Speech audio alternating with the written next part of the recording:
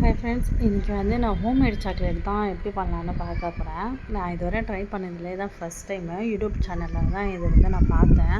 இந்த மாதிரி வந்து பட்ரு, கோகோ பவுடர், சுகர் வச்சு பண்ணலான்ட்டு நான் அந்த பட்டரை இது வரையும் யூஸ் பண்ணதே இல்லை. தான் ஃபஸ்ட் டைம் வந்து வாங்கிட்டு வந்தோம். அதை ஃப்ரீசரில் வச்சு எப்படி எனக்கு தெரில, இது ரிமூவ் பண்ணிட்டு அப்புறம் வந்து நைஃபை வச்சு எனக்கு இவ்வளோ குவான்டிட்டி கொஞ்சம் கரெக்டாக இருக்கிற மாதிரி தெரிஞ்சிச்சு. எனக்கு எந்த மெஷர்மெண்ட்டும் தெரியாது. நானே ஒரு கெஸ்ஸிங்கில் தான் இதெல்லாமே பண்ணேன்.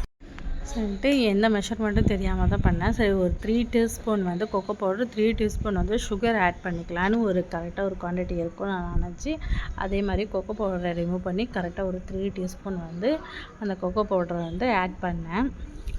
இது மாதிரி எனக்கு கொஞ்சம் சொதப்புனுச்சு. இதை பார்த்து கொஞ்சம் நீங்கள் ஃபாலோ பண்ணாதீங்க. யூடியூப்பில் பார்த்து கரெக்டாக ஃபாலோ பண்ணிக்காங்க. நான் கொஞ்சம் தண்ணி ஆக்கிட்டேன். அப்புறம் இடையில வந்து ஜிப்டோ இதில் கொஞ்சம் ஆர்டர் பண்ணியிருந்தேன் எனக்கு பிரியாணிக்காக. அது வந்துருச்சு. அதை வந்து பண்ணிவிட்டு அதுக்கப்புறம் சுகரை வந்து பவுட்ரு பண்ணிக்கிட்டேன்.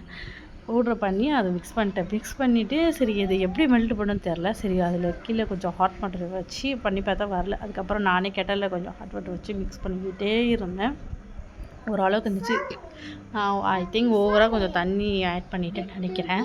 அதனால் ரொம்ப ஒரு மாதிரி லூஸாக இருந்துச்சு. நான் இன்னும் கொஞ்சம் மிக்ஸ் பண்ணிகிட்டே இருந்தால் அது கொஞ்சம் திக்காக இருக்கும்.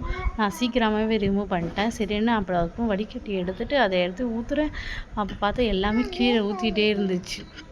அப்புறம் என்ன பண்ணால் அதை எடுத்து ஒரு கிளாஸில் போட்டுட்டு அதுக்கப்புறம் ஃப்ரீசரில் வச்சு பார்த்தா டேஸ்ட்லாம் செம்மையாக இருந்துச்சு. ஆனால் இது என்ன 5 மினிட்ஸ்க்குள்ளே மெல்ட் ஆயிடுச்சு. நீங்கள் கொஞ்சம்